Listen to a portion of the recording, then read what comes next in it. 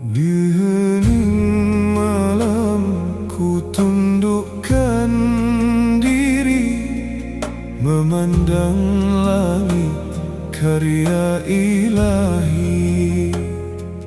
Al-Khaliq yang Maha Pencipta, segala ada berasal darinya.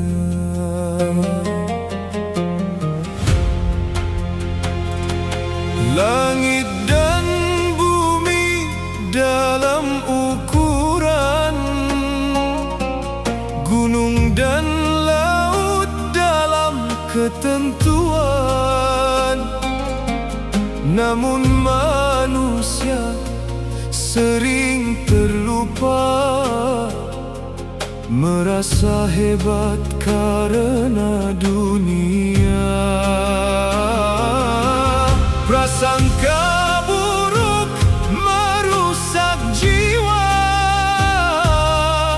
dendam dan sombong membakar rasa, saling menjatuhkan demi pujian, merusak damai ciptaan Tuhan. Al-Khaliq, Al-Khaliq yang mencipta langit dan bumi. Al-Khaliq, Al-Khaliq ajari hati rendah diri. Al-Khaliq, Al-Khaliq jauhkan kami dari kesombongan. Al-Khaliq, Al-Khaliq penuhi jiwa dengan iman.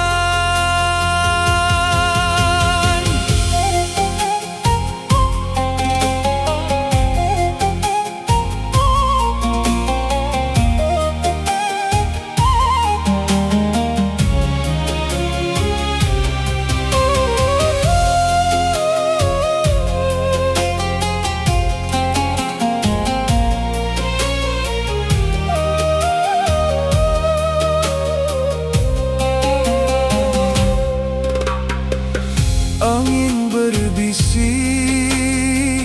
dalam kalbu, jagalah bumi, amanah Tuhanmu. Ilmu dan harta hanyalah titipan, bukan alasan untuk kebanggaan.